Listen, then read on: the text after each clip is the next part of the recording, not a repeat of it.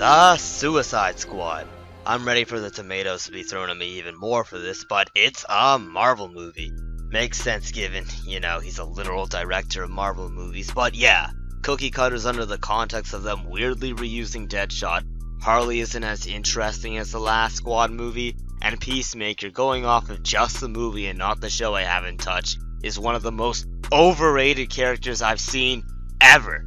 Killing people for peace is the very concept of a soldier. I guess he may have more consciousness about it over some soldiers that go into it because they see no other path in life, but that's not every soldier. A large percentage of them fight for peace. He just narrates it to the audience so we get the so-called deep stuff with no subtlety. Go watch Punisher instead, for crying out loud. King Shark just wants friends. Polka Dot Man might have some unique trauma to work with, but that ends to a forgettable goofball villain, just like a Marvel movie. I don't care that Peacemaker or Starro may be like a book you probably didn't even read. Shove the book and the entire pride flag displaying comic book shop up your ass. Oh right, and cornball humor like a Marvel movie. It's only hidden by it being a rated R vulgar version, like that beach of dicks crap, which is less funny than the microbrain crap I pull ironically in the Xbox parties. You're the leader.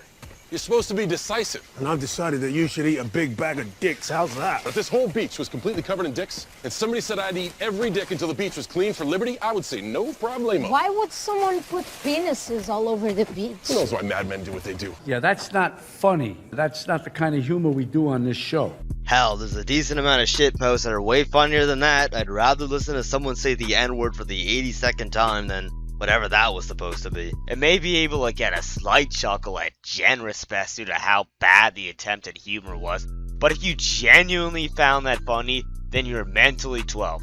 A tier below the autistic 9-year-old throwing his lunch at the wall.